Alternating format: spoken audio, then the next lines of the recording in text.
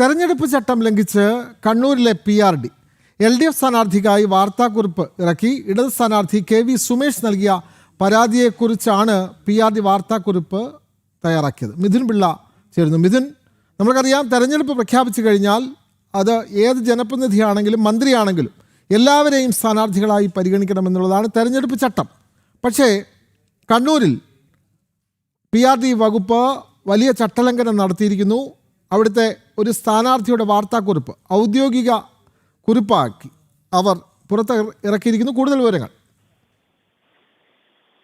Vinod, LDF സ്ഥാനാർത്ഥിക്ക് വേണ്ടി വാർത്താക്കുറിപ്പുമായാണ് Kannur PRD രംഗത്തെത്തിയിരിക്കുന്നത്. Azhikode മണ്ഡലത്തിലെ LDF സ്ഥാനാർത്ഥിയായ KV സുമേഷിന് വേണ്ടിയാണ് ഈ ഒരു വാർത്താക്കുറിപ്പ് അവർ പുറത്തിറക്കിയത്. UDF സുമേഷിനെതിരെ വ്യക്തിഹത്യ നടത്തുന്നു എന്ന് പറഞ്ഞുകൊണ്ടുള്ള LDF ഒരു പരാതി നൽകിയിരുന്നു. ഈ പരാതിയാണ് PRD വാർത്താക്കുറിപ്പായി ഔദ്യോഗിക വാട്സപ്പ് ഗ്രൂപ്പിൽ ഇട്ടത്. PRDയുടെ ചട്ടലംഘനമാണ് എന്ന് ആരോപിച്ചുകൊണ്ട് കോൺഗ്രസ് രംഗത്തെത്തിയിട്ടുണ്ട്. കാരണം ഒരു സ്ഥാനാർത്ഥിയുടെ വിഷയവുമായി ബന്ധപ്പെട്ട് പരാതി നൽകി കഴിഞ്ഞാൽ അത് PRDയുടെ ചുമതലയല്ല എന്നാണ് UDF ഇപ്പോൾ ആരോപിക്കുന്നത്. വിഷയവുമായി ബന്ധപ്പെട്ട് തെരഞ്ഞെടുപ്പ് കമ്മീഷന് അടക്കം പരാതി നൽകാനുള്ള നീക്കവുമായി കോൺഗ്രസ് മുന്നോട്ട് പോവുകയാണ്. കാരണം ഇത് ഏകപക്ഷീയമായ നടപടിയാണ്.